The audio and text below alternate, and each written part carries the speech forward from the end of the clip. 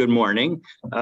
Today's daf is Nazir daf Membet 42. A is where we're at. We're at the top line. Let me share my screen and we can get started. So we are continuing our discussion of the prohibitions that apply to a Nazir. We started this chapter with the prohibitions about drinking wine, and now we are turning to we are in the middle actually of the prohibitions discussing cutting hair. One Nazir, of course, is not allowed to drink wine or have grape products. They're also not allowed to cut their hair. And during this discussion, we quoted a Mishnah in Negayim that details the requirements of shaving that apply to a Nazir, a Mitzorah, and Levium in the wilderness, meaning that when they were appointed by Hashem to sort of take over for the firstborns, there was a process that involved shaving all of their hair, and so that shave needed to happen with a razor. And I guess God willing, when whoever will be the effective Levium when the Beit HaMikdash is eventually rebuilt, so then they presumably will have the same obligation that would apply to them as well. All right, but in any event, so we had these different categories, and so we're going to now quote that Mishnah, the Mishnah from Negayim, and that we saw 2 days ago, and we will and so that's what we're going to begin with, and we're going to analyze that consideration. So the question is, what happens if one leaves some amount of hair uncut? So we although our main topic at the moment in this chapter is the prohibition on cutting hair, we have, as a result of the discussion and of the connection between cutting the hair, not cutting the hair during the course of the Nazirut, and the obligation to cut the hair at the end of the Nazirut. So we are now talking a little bit about that. And so we said that we're going to quote again the language of if you shave with either without a razor, or if you leave two hairs uncut, that's not a valid shaving. So let's take a look. So again, top line of 42a. Amar Mar, we said,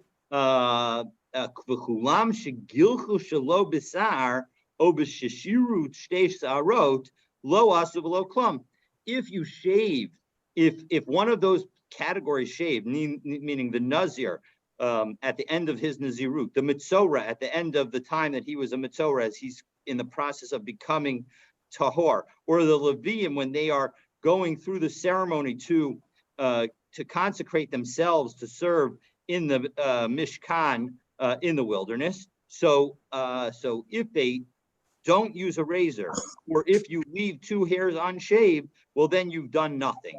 So Amar Rav Acha Brei de Ravika Zosomeres Rubo Kechulo Midoraisa. This indirectly implies that the majority of something is like the entire thing. How do I get that? Meaning, of course, this particular situation, we don't say that, because a majority is not enough. If you leave even two hairs unshaved, that's going to be a problem. So how do I get that from this law? So mimai, midigali, how do I see that? Midigali rachmana gabi nazir, because when it comes to the Nazir, what does it say? Bayom hashavi'i yigal lechenu, that on the seventh day, now this is actually talking about on the seventh day of the purification process, if the Nazir accidentally became or intentionally became tamei, so how to a mate, so he has to go through a 7-day tahara process, and that 7-day process involves shaving. Now, this reference to shaving is unnecessary. And so, as we'll see in a moment, so hachahu da'adi ikukulo. So the implication is from this verse that you have to do all of it. Alma, but in general, rubo kechulo. But in general, we would say that doing the majority is sufficient. And Tosos helps us out with understanding how we learn this lesson here. if we take a look at the top Tosfos on Bet Amud Aleph, Midigali Rachmana, from the fact that the Torah revealed, Gabi Nazir, when it comes to a Nazir, B'Yom Hashvi Yigal Chenu, that on the seventh day he needs to shave. It's not necessary to Kvar Ksiv, because a few psukim early it is written, V'Gileach, that he should shave. Ela la'ashmeinan de'beinan tiglachas mitzvah shalema shalo shaira klum. So, but this teaches us that in fact you need a complete shaving in order, and you can't leave anything left over. Although I guess you can leave one hair left over, you can't leave enough of hairs that doing what is called a shaving would apply to it. So that is the lesson. And so now that we've said that this is teaching us that rubo kikulo, so now the question is so how do I know? Maskif lo Rabbi Yossi, Rabbi Chanina. Rabbi Yossi asks, the son of Rabbi Chanina asks on this statement, I ben Nazir tamiksiv. Well, 1 second. That verse that we just said was extra, was actually written in connection, as I mentioned, a Nazir who becomes Tameh. So maybe we don't need it in connection with the Nazir who's Tahor and who is at the end of his Nazirut, but maybe we need to have a separate statement about it in connection with somebody who's Tameh. So Machachu Allah b'mar Rabba. In Eretz Yisrael, they laughed about this challenge.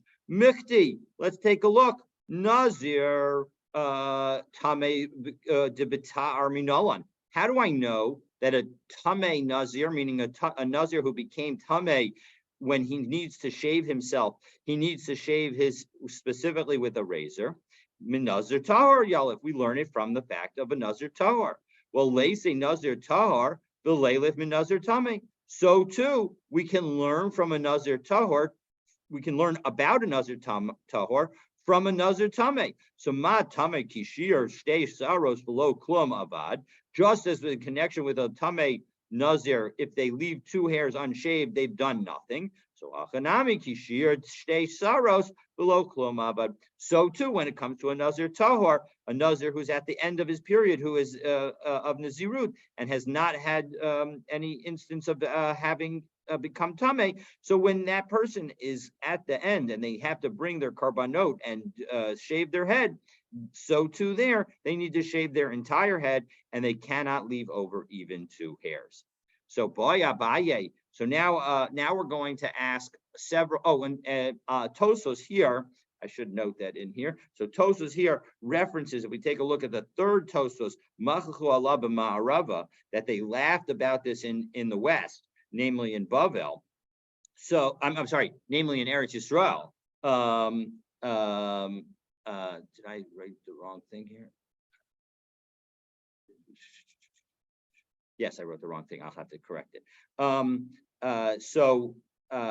When they laughed about it in the West, which is referring to Eretz Yisrael, the Perak Kama de Sanhedrin, in the first chapter of Sanhedrin, Amar Machachu Allah b'ma'arava, that when that happened, Hainu Rabbi Yossi b'Rabbi Chanina, that was Rabbi Yossi b'Rabbi Chanina who was doing the laughing. But here, V'hacha Ashkechan Machachu al Dvarav, that so we see that in Sanhedrin, Rabbi Yossi b'Rabbi Chanina was the one who laughed about somebody else's words, and so too. So what goes around comes around. That here as well, he said something, and his words were laughed at as well. Maybe it shows that we should try to treat with respect everything, and hopefully that way we will have respect for our own words. Okay, or we will receive respect for our own words. Okay, so now we're going to have two related questions that the Gemara is going to ask. We're not going to answer the first one, but we will answer the second. So Abaye wondered about the following. Nazir shegileach b'shir shtei saros. You have a Nazir who at the end of his Nazirut shaves all his head, but he accidentally or on purpose left 2 hairs unshaved.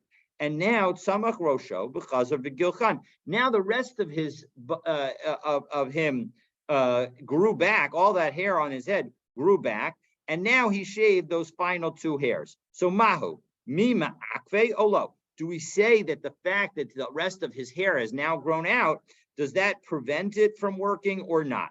And you can see that there are 2 thoughts that you would have about this. is this about becoming bald? In which case, if you shave all your head, but leave 2 hairs unshaved, and then allow your rest of your head to grow back, you won't ever really be bald. And if you, on the other hand, or is it about just the act of shaving all of the hairs that grew while you were a Nazir? And if it's that, well, then even if you do the last 2 hairs later, that's okay. You'll have done everything you need to. So, so that is the question. So, and we are not going to answer that question, but we'll see. Based on Rava's response, it seems to me that even if cutting the 2 hairs happened later, maybe that could be okay, because it seems that from the answer to Rava's question that we'll be about to answer, about to ask, that the focus seems to be on shaving, not being bald. On the other hand, in that situation, it is a situation where one does end up bald. And so as a result, the Rambam disagrees with me and basically rules that only if you shave your entire head the second time. So if a Nazir left their 2 hairs unshaved and then the rest of the hair grew back, it would be okay, meaning it would suffice to fulfill the mitzvah of their shaving at the end if they now shave their entire head. So that would be sufficient. And the Kesef Mishnah explains that cutting the 2 hairs alone would not, since the Gemara doesn't answer Abaye's question. So note that my analysis seems to be consistent with what the Rokeach says over there. That it seems like one could argue that really it should be sufficient if one were to just cut these 2 hairs. So in any event, by Rava now asks our second question. So we had 2 questions. And question number 2 is, Boy Rava, Nazir shegilech v'hinech shtei sarot. If you have a Nazir who shaves his head but leaves 2 hairs unshaved, so that's similar to a bias situation. Begilach achat, now, but without waiting, meaning the other hairs have not grown back, and now he shaves one of them. V'nashra achat, and he left had one left, and now it fell out. So Mahu, what's the rule? So do we say that because he did a shaving that left only 1 hair left, and even that hair fell out, he's fine? Or do we say, no, look, he's still, when he shaved those last 2 hairs, one of them, which is half, fell out and wasn't shaved. And so as a result, that's going to be a problem. So Amar le Rav Acha medifta le Ravina. So Rav Acha from Difti said to Ravina, Gilach Sa'ara coming by Leila Rava. Could it be that Rava was actually questioning the ability to shave 1 hair at a time? And if we take a look at the Rush, who in my Gemara appears right opposite, somewhere in the middle of Ema Nashra Achas v'Gilech Achas, it says Gilech Sa'ara Sa'ara mi Baile Milza de Pshitahi. That seems to be, according to Rav Acha, that seems to be something that's obvious. The Kayim Mitzvahs Giluach Kavan de Behatchalat Hitgalachat, because at the beginning of the shaving, Hayalo Kidei Giluach, he had enough hair to shave. So when he had those last 2 hairs, when he began the shaving of those last 2 hairs, it was sufficient. They had 2 hairs, and so the shaving is a valid shaving. So it should certainly be good. The situation that's more problematic is the following. What happens if he shaved his entire head, and now he has 2 hairs left, and the one that fell out first, and then the person shaved the last hair? Well, in that situation, the person has ended up bald, but they didn't do the shaving. They didn't actually shave to accomplish that, because the last thing that happened in order for that shaving to the person to be considered bald was really were 2 things that weren't a shaving. That one was the hair falling out, and then there was only 1 hair left. And the shaving of 1 hair is not considered a shaving. So Amar Le Giluach Ein Kan, the Bach reverses the order here and says Seyar Ein Kan Giluach Ein Kan. There's no hair here and there's no shaving here. Well, one second, the Gemara wonders, Isar ein kan, giluach yesh kan. One second, if there's no hair, isn't that telling us that there is a shaving? Meaning, isn't the fact that the person is bald mean that the person's a shaving? No, it's hakikamer. This is what Ravina is saying. Afal pishish seyar ein kan, even though there's no hair left, mitzvah giluach ein kan. There is no fulfillment of the mitzvah of shaving, because the bottom line is we see from here that what is most important, or at least a key element, is having shaved. Meaning that if in fact the person ends up bald for a reason that it does not involve shaving, then that is not sufficient for the accomplishment of the shaving that needs to happen at the end of the person's Nazirut. So Nazir Chofev, now we're going to discuss some additional rules associated with shaving, or with hair care, so to speak, for a Nazir. And the Mishnah says, Nazir Chofev umifaspes aval lo sorek. A person can wash their hair and clean their hair, and we'll see that there's a restriction on that Rabbi Yishmael will offer. But you cannot, and you can mifas and you can sort of rub your hair by, and separate your hair with your hands. Avalo sorek, but you cannot use a comb. And so the Gemara asks, one second, who is it that would say that one can wash their hair and separate your hair by hand? Rabbi Shimon, it must be Rabbi Shimon. Look, because the bottom line is even though when you shampoo and wash your hair and you separate your hair by hand, there you may end up causing some hairs to leave your head, but that's not your intention. And so as a result, and Rabbi Shimon says that when you don't have something as your intention, then it is considered a permitted action. Avalo sorek asan l'rabanan. Well, one second. If you say, if that's the logic, well, then when we say that you can't comb, similarly, we should say that that's not Rabbi Shimon, but the Rabbanan, because after all, the Rabbanan are the ones who say that we do say that even if you don't have the proper intention, that even if you don't intend for the outcome, if your action leads to the prohibited item, well, then that's going to be a problem.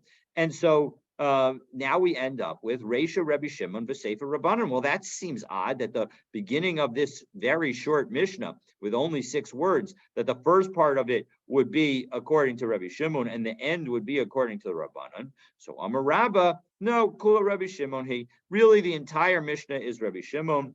And the issue is why is it that using a comb is prohibited? Because Kol hasorek lahasir nimin midul dalot miskabe. Because when you comb, your intention is to remove hairs that are hanging, that are about to fall out. And so that is part of your intention when you use a comb. And so as a result, even though when you wash your hair and you separate it using your hand, you may be able to do that even though hair may accidentally fall out.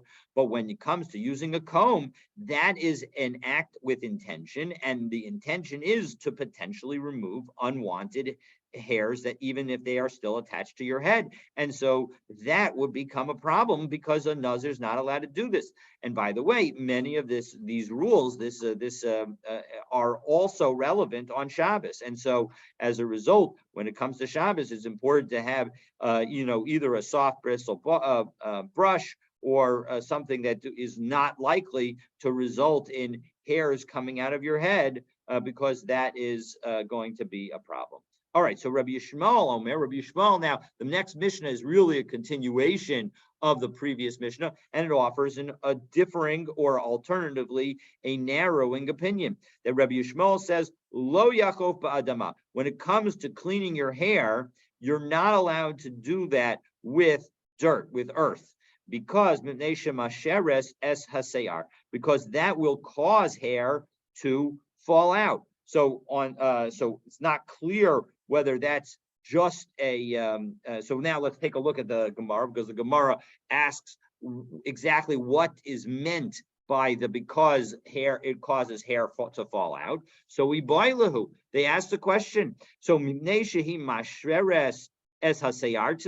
are you saying this that it is because the earth that's used as the shampoo, right? They use the sort of a dirt to sort of as a rubbing agent is it because the earth that's used is causing the hair to fall out? Odoma mipnei hamasheres, mipnei hamasheres. Or is it because there are types of earth that are problematic that is going to be a problem? So the question is the following. Is it that we're prohibiting all earth, in which case, because some earth will cause the hair to fall out? Or are we only prohibiting the types of earth that will cause the hair to fall out? So what's the difference between these two statements? If you have a type of earth that does not cause the hair to fall out, so if you say that the using of the earth is prohibited because it causes the hair to fall out, well then, if you know that it's not going to cause the hair to fall out, well then it would be permitted. But if you say that it's because of because there are earth types that cause hair to fall out, well, klal lo. Well, then it's a general rule, and you're not going to be able to teku. We do not answer this question, and so as a result, we need to the extent that we were to follow Rabbi Yishmael, we would need to be strict. But okay, so now that we've covered the cutting of hair, we now have a Mishnah that deals with the laws of warning, that the laws of Hasra. And the issue here is that we've got, and now we're going to go back and talk about all three categories of prohibition: drinking wine, shaving, and becoming tameh. And so the Mishnah picks up as we pick up at near the bottom of the last Mishnah on Mem Bet Amud Aleph. Nazir shahaya shosa yayin kol hayom. If you have a Nazir who's drinking all day, drinking wine all day, einu chayav ela achas. Even if you've warned him only once, and so presumably before he began drinking all day, he was warned. Listen, if you drink wine, you'll violate the Torah prohibition against a Nazir drinking wine. He will only be liable to one set of lashes. Amru lo al tishta. But if in fact every time he drinks he's warned separately, v'hu shosa, and nonetheless he drinks, chayav al kol achas ve'achas. Well, then he will be obligated for each and every time. And take a look at Tosos, at the bottom Tosos on Mem Bet Amud Aleph. Why is he chayav for each time? Shehitru bo al kol pam apam. He was warned on each time that he drank. Shehu pam apam shehu shosa, each time that he drank.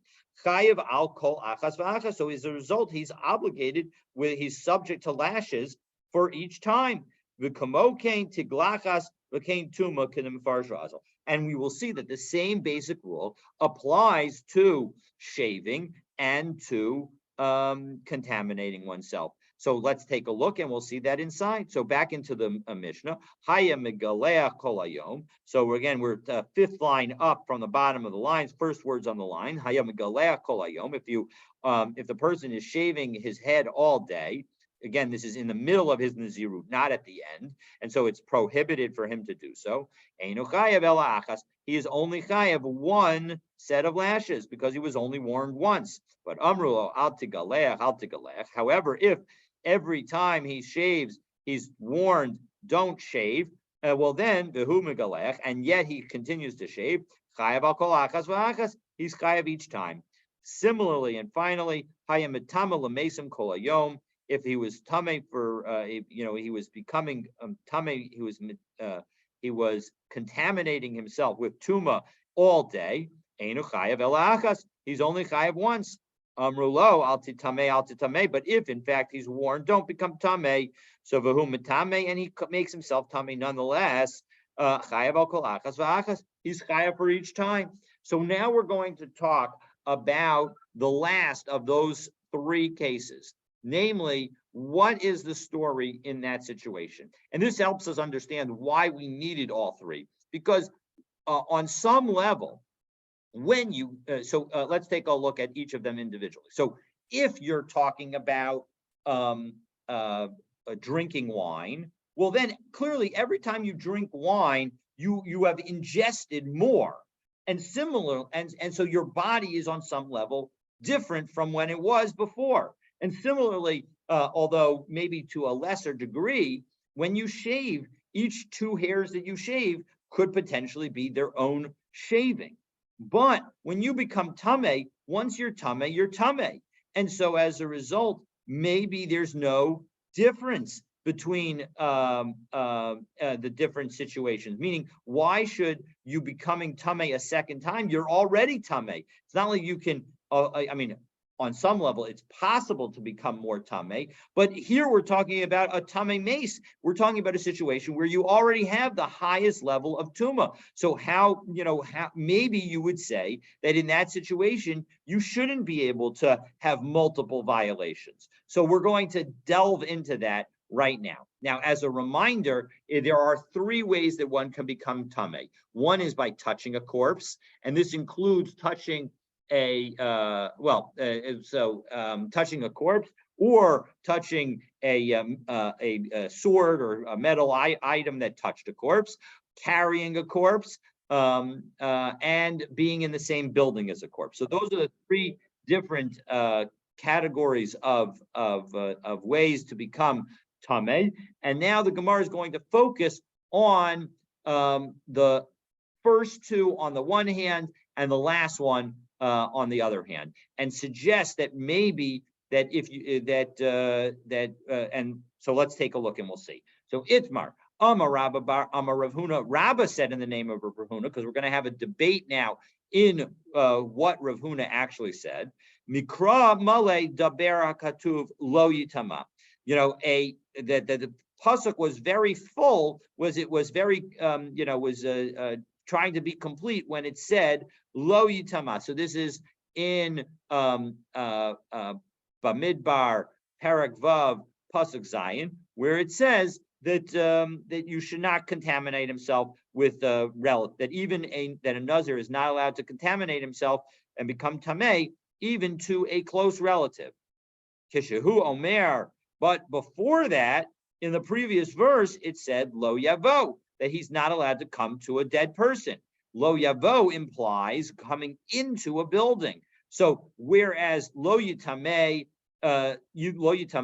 suggests the direct touching of the deceased, of the corpse, now Lo Yavo suggests entering a building. So Lahaziru ala Tuma, this is in order to warn that there's both a warning about Tuma, about touching the Tuma, and Lahaziro al Habia, and to warn the person on coming into a room with a deceased.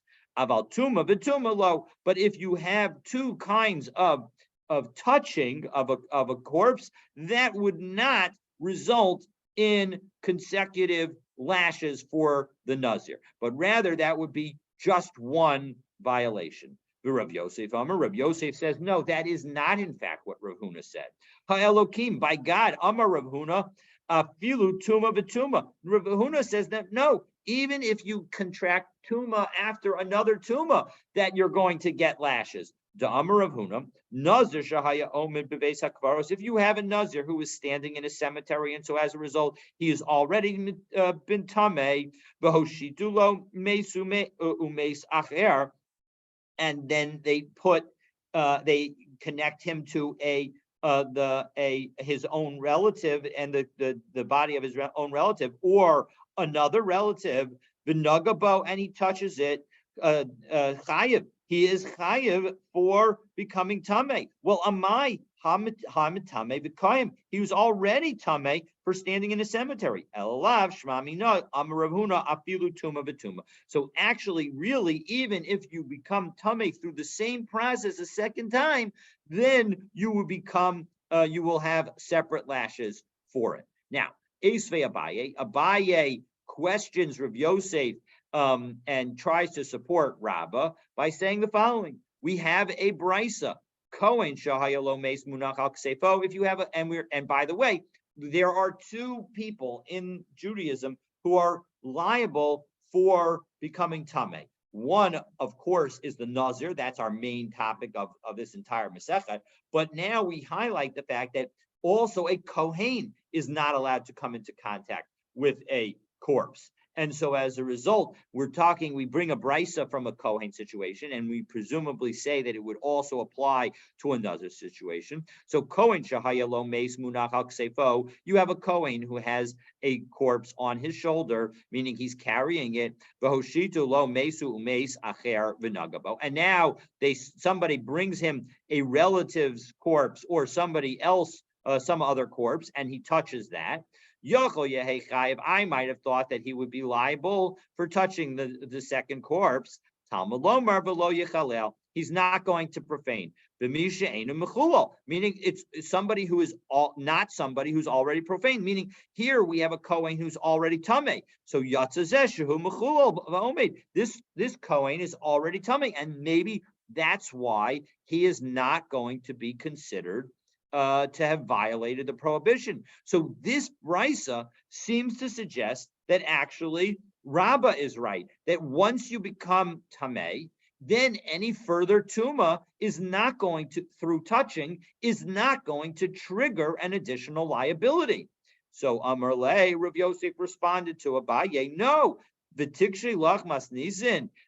But our Mishnah is going to be a problem to you because ditnan. If somebody was continually becoming tamei to a corpse all day, he's only chayav one time because he was only warned once. But amrulo alti tamei, but if he was warned several times, chayav al kol achas, he's chayav each time. And yet the amai, why should he be chayav each time? Hamid tamei v'kayim. He's already tamei in the first place. So how come is he considered subject to additional prohibitions each time he is warned? It shouldn't make a difference how many times he's warned. He only should be subject to one prohibition because that's exactly what Rav Huna said. So elakashya adadi. So we have a Mishnah and a Brisa that seem to contradict one another, and so as a result, we're going to give the following answer. And so Rav Yosef gives the following answer. He says, lo kasha, really, it's not difficult. Kabechubarin, in the case where you were talking about that brisa, the person was holding on to the corpse. He was carrying the corpse, the first corpse that he was touching. And kan shalom b'chiburin. And the second case, he was not touching. And so as a result, when you're touching the first deceased, well, then touching a new deceased is not going to change anything. You're touching a deceased. That's not, there's no new touching, there's no new violation, there's nothing new going on. But if in fact you had stopped touching the first deceased, well, then that would explain the situation in our Mishnah. And that's why every time you have a new touching, then you would be subject to the prohibition. Now the Gemara is going to ask, well, 1 second, is it really true that if you touch something and somebody else touches you, that's considered as if you touched that first item? Meaning, if we have in this situation, right, in the brisa that was cited by Abaye, the situation was you had a Kohen who was holding on to one deceased and then touched another, and it was as if, right, it's as if they were both happening at the same time. But we're going to see another situation where, and so it's as if the two deceased were touching each other and touching the person. But here we're going to see another situation. If person A touches person B and person B touches a corpse, we're going to see that that person A is tamei. So let's take a look. The tuma b'chiburin d'oraisa, is it really true that when one tamei person touches something, and that when one person touches another person, and that person touches a tamei thing, that causes the tuma to flow through? Ha'amar Rabbi Yitzchak bar Yosef, Amar Rabbi Yanai, lo amru tuma b'chiburin elo l'tuma v'kachim. If you have person A touching person B and person B touches a corpse, then person A is only going to be tamei in connection with truma and sacred food, not the Nazir v'oza Pesach lo. but not when it comes to being a Nazir and violating the Nazirut, or when it comes to being able to offer a Pesach. The Amra D'Oraisa, and if you want to say that this touching of the touching, that where you have a degree of separation, so to speak, that is a biblical a tuma. Maishna, why are you differentiating between truma and kudshim on the one hand, and nazir and pesach on the other hand? They should all be subject to the same rule. So the answer, unfortunately, in some level, is pretty obvious, because kan b'chibure adam ba'adam. Well, that case of person A touching person B and person B then touching the cadaver, well, that is a situation where you have two live people touching each other. And so as a result, it's not as if person A is directly touching the dead body. But kan b'chibure adam b'meis. But when you have a person holding on to a dead body and now he touches another dead body, so then that is two times that he's touching the same thing. And so as a result, that will not be considered a problem, and that would be biblical. And so as a result, that we could say is in fact as if it's not going to result in any additional tuma, and therefore that's why in the Baraisa case involving the Kohen, there's no liability associated with the person who's no additional liability associated with the person who's carrying the corpse, because he's already carrying one corpse, and so touching the second corpse doesn't affect anything. But about tuma v'tuma lo. I'm sorry. But when we talk about chuburim adam b'meit, but when the person is talking in Rav Yosef's situation and in our Mishnah, if the person is already touching a dead body, so then that's going to be a problem. And I'm sorry, that's the Baraisa that's the, let me do that again. So kan kabi adam ba'adam, that when Rabbi Yanai said that there's a difference between touching the dead directly or touching the dead through another live person, so that's because there was another live person. But kan kabi kibure adam b'meis. But here we're talking about, in Rabbi Yosef's case of the Kohen, we're talking about two dead bodies that the Kohen is touching. And if the Kohen is still touching body number one, well, then touching body number two is not going to affect anything. So now the Gemara goes back and asks on Rabbah. So we asked the question on Rabbi Yossi's explanation, and now we ask a question on Rabbah's explanation. Aval tuma v'tuma lo. 1 second. Are you telling me? So Rabbah was saying that if you are already tameh, and now you touch and you're a Nazir, and you touch another piece of tuma, another cadaver, well, then that is not going to result in you becoming any more liable. Because the person is already tameh. So tama uviyanami. Well, 1 second.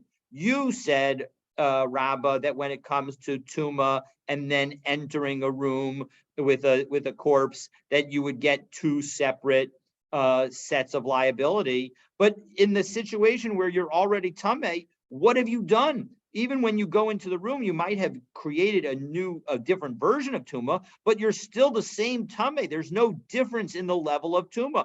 Hamitame v'koi, the person is already tameh. So how come you're going to say you're going to be liable? So Rabbi Yochanan kan b'vayis kan b'sada. So the explanation is that one case we're talking about in a house, and the other case we're talking about in a field. So let's take a look at Tosfos, who helps us understand what we're talking about. So the last two Tosfos on Membet, I'm a bet. So nichnas b'bayis, if you go into the house, shebetocho meis, that in which there is already a deceased. So v'lo nitma kodem and lechein, and you were not tameh beforehand. Az lokishtayim, then you'll get two sets of malchus. You'll get lashed twice, because you'll have violated al lo yitameh, you'll have violated not becoming tameh, the al lo yavo, and you'll have become you'll be liable because you have come into the building. Shebibia el habayit ba'u shtaim alav, because when he comes into the house, he ends up being subject to the to have violated both prohibitions at the same time. Whereas kan b'sadeh, whereas if in fact he was in a field, kolomar kol tuma v'tuma below ohel, that anytime he becomes tamei and then he touches another piece of tamei, well, lo mishkachas shit chayev shtayim. You'll never find that he was going to be liable twice, bebat achad at one time. Shaharei im naga bebet metim bebat achad, because even if the person were to touch two dead bodies at one time, kula chada hasrahi. There's only one warning associated with it. The hasra delav de tuma didei, because it's just the warning associated with his own becoming tamei. The im hayaton mace. And if in fact he was already carrying a dead body on his shoulders, v'hasru bo al tuma, and he's now warned not to touch a new corpse. V'hoshitu lo mate acher mechulal. But if they put out another corpse for him to touch, but he's already tamei. He's already tamei. There's no additional tuma from the second tuma. Maharam Parashat Kuntras Kashalavim. But Tosfos concludes, noting that the Rashi's interpretation is more difficult. But the bottom line is we'll stick with Tosfos' interpretation here. And the point is that you can't in the field, you can't become tamei twice, because the only way you can become tamei is through touching, and that only has one warning associated with it. So now the Gemara asks, and we'll do just a little bit of Mem Gimel so that our learning tomorrow on Purim is a little shorter. So B'bayit Nami, well, one second. Even when you talk about somebody who comes into a house, Kaven da Ayil Yade Istab. Once he sticks his hand in, meaning there's some part of your body that's going to come into the house first. And once that comes into the house, he's going to be tamei. Ki ayal kule hai tamehu. When the rest of him comes in, well, then he's all tamei already. So as a result, he shouldn't be subject to tuma. He shouldn't be subject to two prohibitions. He should only be subject to the tamei prohibition, because he didn't, in fact, have two tumas happen at the one time. So now we're going to spend a little bit of the next few lines trying to come up with a situation where the violation of coming into an ohel with a dead body and touching the dead body or coming into contact with the dead body happen at the same time. And Tosfos points out the issue is that when you come into a room that has a dead body in it, or a home that has a dead body in it, so that entire home, it's as if the entire airspace is filled with that dead body. And so as a result, even just sticking your hand in will cause one to become tamei. So Ella Amar Rabbi Lazar, so Rabbi Lazar explains, Siruf Yado. No, right? So if in fact he would extend his hand, mishum tuma ika mishum bialeka, then he would become tamei and only be liable for that. And he would never become tamei. He would never be subject to liability for entering the house because he was already tamei. But say Rif Gufo, if in fact he stuck his chest out, essentially, he stuck his body into it, so his entire body entered the room at the same time, well, then everything would happen at the same time. But the Gemara rejects this effort. And we're going to have 4 different efforts to try and answer this question. And the Gemara is rejecting the first 2 and then going to accept the next 2. So, well, 1 second. If you walk in, even if you walk in very, very slowly with very small steps, the first thing that you're going to have enter the room is your nose. The nachas leg tuma, and that nose will then cause the entire person to be tamei. And so as a result, he's tamei before his body has entered the house. And our understanding at the moment is that we're talking about a situation where as long your core, the central part of your body, that is what's key. If that comes in, then that's going to be the situation. Well, now, so Rava says, Hechnis Yado. So again, he agrees. So Rava offers the following. Yes, in fact, if you were to stick your hand in Mishum Tuma, Ika Mishum Bialeka, you would not have any prohibition associated with entering. The only prohibition would be contaminating yourself. But Hechnis Gufo, but if you cause your entire body to enter first without your nose, And well, then Tuma Uvia Bahadi Hadadi. Well, then both of them are going to happen at the same time. And Tosfos explains, how does that happen? The point is you bend backwards. So as a result, by bending backwards and leaning back, so then your nose won't get into the building first, but rather the central part of your body will enter the building, and that will enter at the same time. You'll have entry at the same time as Tuma, and therefore everything's great. Well, 1 second. Well, 1 second. His toe is going to come in first, and v'nachas lahu Tuma, and as a result, his whole body will become tummy. And Tosfos says, well, all right, well, maybe why don't you just do a situation where the person walks in backwards? And Tosfos says, well, walking in backwards is not, in fact, maybe that's not really considered entering. And so maybe you wouldn't be chayiv because you've entered in an unusual manner. And two, if in any event, some part of your body is going to come in first. So now we come up with the third answer. And that, again, this is a valid answer that will not be rejected.